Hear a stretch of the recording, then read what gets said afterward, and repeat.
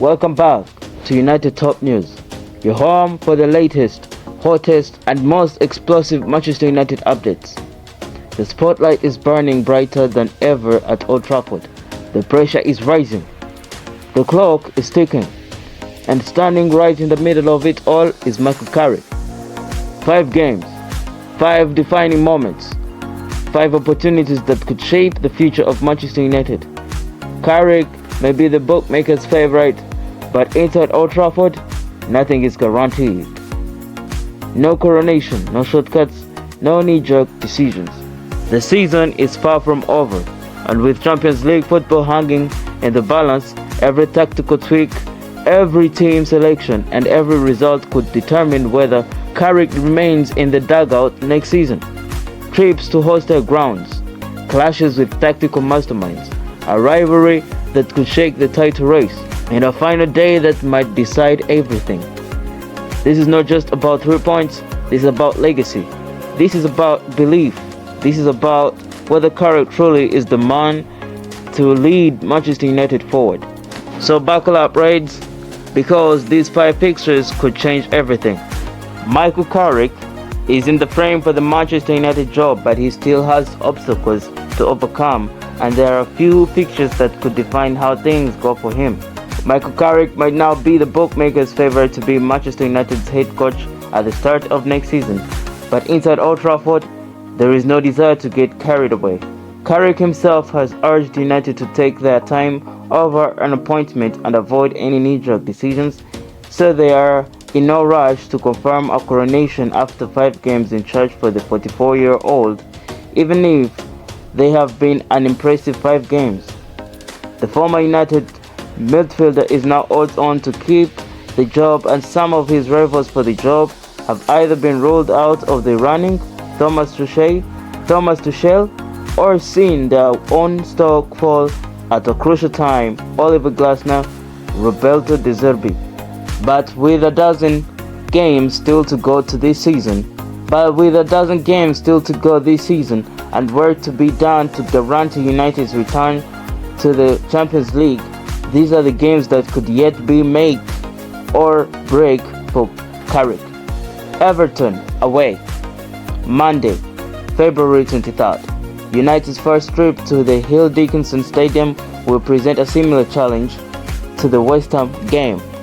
Nuno Espirito Santo's team sat deep, denied space, and made it difficult for Carrick's side to create anything.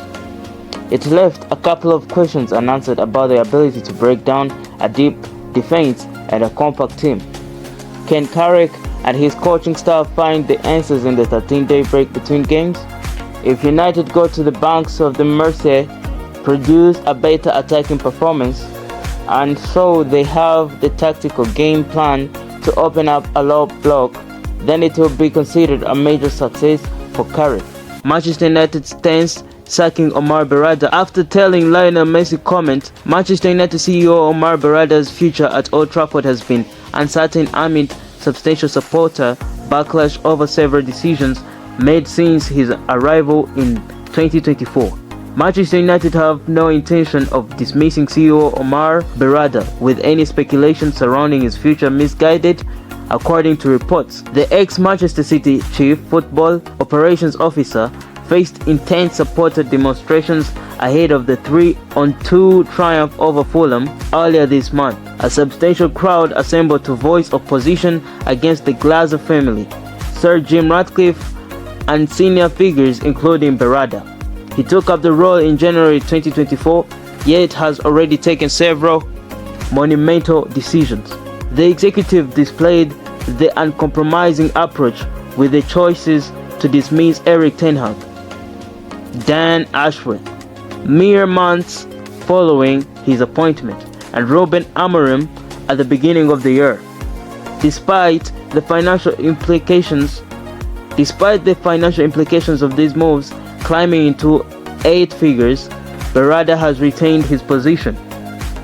Berrada wields the supreme executive authority alongside INEOA's leadership Ratcliffe, but collaborates closely with Jason Wilcox, who who has primary responsibility for recruitment and strategic planning to plan footballing matters.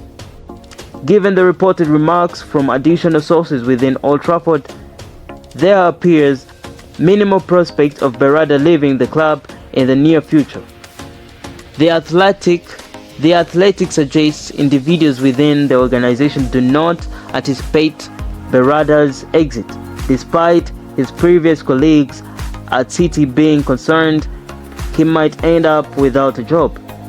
The 47-year-old was amongst the first major appointments made by Ratcliffe soon after the petrochemical tycoon acquired a 27.7% stake in the club. Even while serving his gardening leave at City, Berrada's influence is believed to have been central to the decision to dismiss Ten Hag shortly after keeping him on, and the choice to pay compensation to Newcastle United for Ashworth. Beyond footballing matters, Berrada also had the unenviable task of informing club employees that further job cuts were imminent, merely 6 months after 250 staff members lost their positions. A new midfield name is heating up the rumour mill: Sandro Tonali. Yes, the Newcastle United engine, the Italian international, a player once tipped as the next great midfield general. Former United coach Ruben Amorim has spoken out, calling Tonali a player who fits the bill for Manchester United.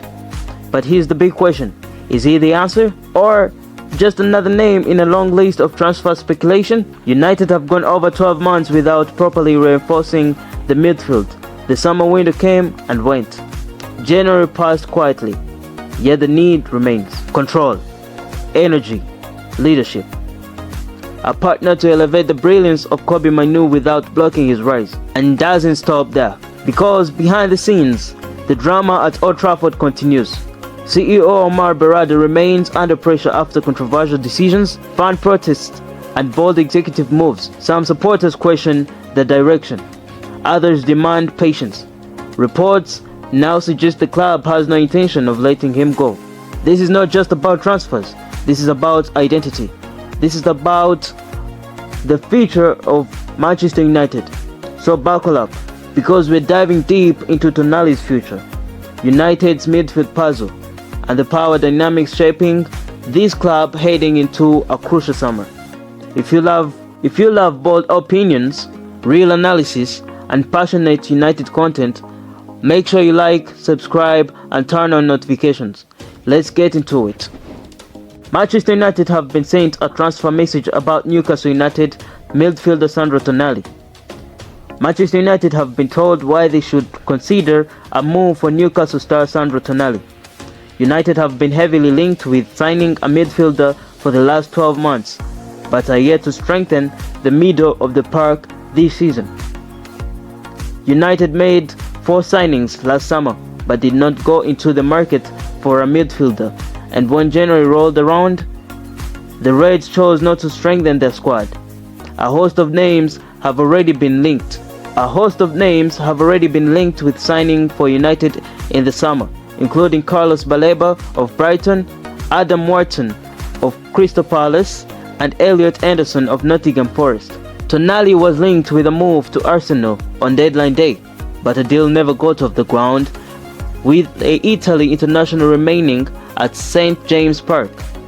Former United coach Ruben Amorim, who worked as an assistant to Sir Alex Ferguson, has explained why Tonali would be a worthy option for the Reds to consider to strengthen their midfield. Sandro Tonali is a good player and he's done really well for Newcastle, Amorim told Betgood. The rumors I heard were that he possibly wanted to go back to Italy, but he's definitely a good player who understands how to play that role in midfield, and he's a good passer of the ball. Manchester United definitely need to look into that position and what they need. I think they could look at Joe Wellington in that position. He obviously came there as a forward, and Eddie Howe has dropped him and turned him into this massive motor in midfield.